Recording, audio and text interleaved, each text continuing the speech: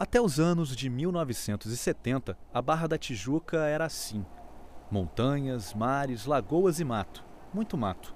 A Barra era o próximo passo de crescimento e expansão da cidade. O desafio nessa caminhada era transpor os recursos naturais, no caso as montanhas que contemplam os maciços da Tijuca e da Pedra Branca. Então era necessário que abrisse as vias de penetração, os acessos, como são as pontes, os viadutos e os túneis para chegar até essa região.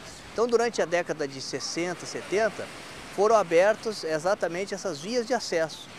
E essa região só foi possível se desenvolver com dois instrumentos de infraestrutura urbana, que seriam exatamente as vias de acesso, a Avenida das Américas, a Avenida Alvorada, na época chamada Avenida das Alvoradas, hoje a Avenida Ayrton Senna, e um grande programa de drenagem, porque nós estamos na Baixada de Jacarepaguá e, como bem diz o nome, um lugar mais baixo, plano, onde era uma área de estagnação das águas. Então, para secar essas áreas, era preciso que houvesse uma drenagem. Então, foram construídos os canais artificiais para drenar.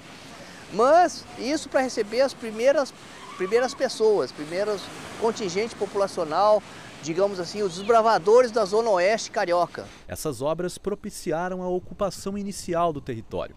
Como a maioria dos bairros da cidade, a Barra da Tijuca cresceu sem saneamento básico. No início da década de 80, se tentou colocar o emissário submarino na época na região, mas por um movimento popular, sem efetivamente um conhecimento adequado, impediu que essa infraestrutura de saneamento fosse colocada, ou seja, o emissário submarino. Na época tinha-se o temor que o emissário iria poluir todas as praias. E aí atirou-se no que viu e acertou no que não viu, que é exatamente a poluição das lagoas, muito mais próximo das edificações. Os recursos naturais não foram respeitados durante o processo de ocupação e o meio ambiente começou a sofrer com a degradação. Fazer um planejamento urbano numa região rica em recursos naturais é preciso que leve em consideração essas fragilidades, essas potencialidades naturais. E coisa que não foi feita na época. Por uma questão de falta de conhecimento, por uma questão de falta de desenvolvimento, seja o que for, não foi considerada essa questão ambiental. E com isso houve um grande prejuízo nesse planejamento, onde só se levou em consideração as necessidades urbanas e humanas.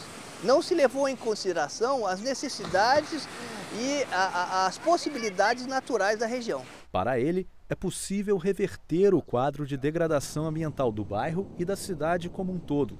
E os eventos que o Rio vai receber nos próximos anos podem melhorar a qualidade ambiental de alguns pontos, como as lagoas da Zona Oeste, que ainda podem oferecer funções de transporte e de lazer.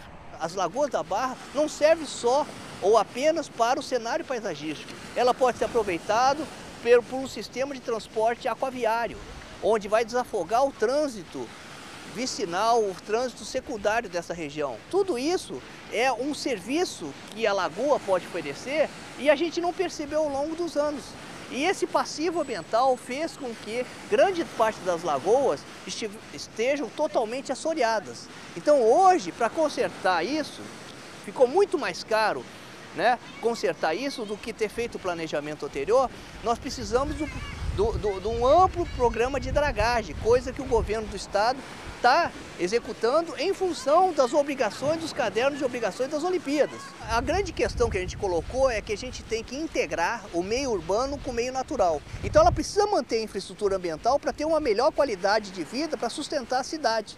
E com isso, barateia os custos de manutenção da cidade. Então, na hora que ele entende isso, ele começa a perceber como o planejamento é importante, de como manter determinadas áreas desocupadas, áreas verdes, que são exatamente essas áreas mais frágeis, e que áreas que efetivamente pode se plantar a cidade, de tal forma que não haja problemas de conflitos entre a existência da cidade com o meio ambiente.